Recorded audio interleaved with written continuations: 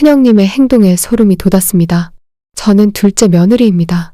시어머님은 10년 전 시아버님이 급성심근경색으로 돌아가신 후 시골에서 혼자 텃밭을 가꾸며 사셨습니다.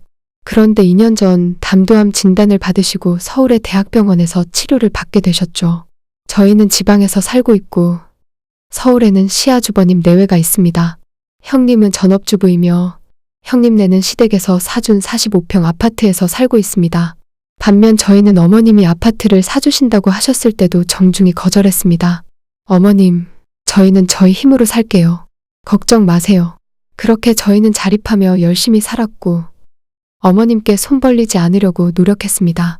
그런데 저는 나중에서야 알았습니다. 형님이 어머님께 자기 딸들에게 재산을 다 물려달라고 했다는 사실을. 어머님은 서울에서 치료를 받으실 때마다 큰아들 집에서 며칠씩 머무르셨습니다.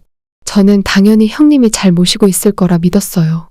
하지만 어머님이 친정 이모님께 털어놓으신 말을 듣고 저는 소름이 돋았습니다. 내가 죽어도 큰애는 안 왔으면 좋겠고 너희들도 그 애를 안 보고 살았으면 좋겠다.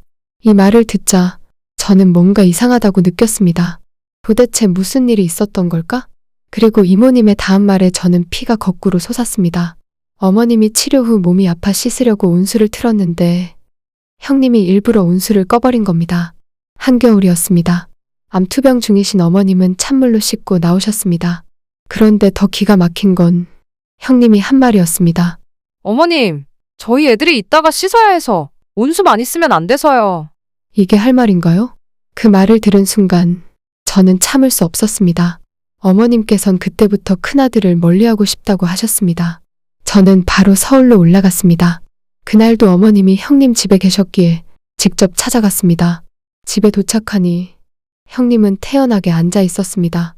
저는 한치의 망설임도 없이 물었습니다. 형님, 어머님 씻는데 온수 꺼버리셨다면서요? 형님은 피식 웃으며 말했습니다. 아휴, 그걸 왜 그렇게 예민하게 받아들여? 난 애들도 씻어야 하니까 그런 거지. 그 순간 저는 화가 나서 말했습니다. 말이 된다고 생각하세요? 난방비가 더 드는 거지 무슨 놈의 온수가 안 나온다고 그따위로 말하냐고요. 이 사람은 기본적인 도리도 없는 사람이구나. 그리고 저는 어머님을 바로 모시고 나왔습니다. 어머님, 이제 형님 댁에 오지 마세요. 저희 집으로 갑시다. 어머님은 눈물을 흘리며 제 손을 잡으셨습니다. 저는 다니던 직장을 정리하고 시어머님의 남은 여생을 모시기로 결심했습니다. 어머님께서는 저와 함께 하시며 비로소 편안해 하셨습니다. 제가 챙겨드리는 따뜻한 밥 한 끼, 약 시간 맞춰드리기, 손 꼭 잡고 이야기 나누기. 어머님께서는 어느 날 저를 보며 말씀하셨습니다.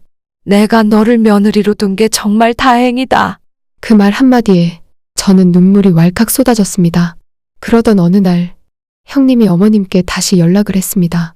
자기 딸이 유학을 가야 하는데 어차피 재산 물려줄 거 이번 기회에 재산을 다 물려달라고. 저는 정말 할 말을 잃었습니다. 형님, 어머님한테 그렇게 대했던 사람이 할 소리입니까? 그때 어머님께서 조용히 말씀하셨습니다. 나는 이미 다 결정했어. 내 모든 재산은 둘째에게 갈 거야. 어머님이 돌아가신 후 형님은 난리가 났습니다.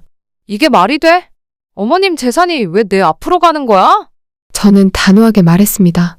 형님이 어머님께 해드린 게 있나요? 형님은 아무 말도 못했습니다. 어머님은 생전에 모든 재산을 저에게 증여하는 절차를 마치셨고 형님은 결국 빈손이 되었습니다. 저는 원래 이런 사람이 아니었습니다. 하지만 가족을 함부로 대한 대가는 혹독하다는 걸 형님은 뼈저리게 깨닫게 되었습니다. 저는 마지막까지 모셨고 어머님의 유산도 제가 받았습니다. 이제 저는 당당합니다.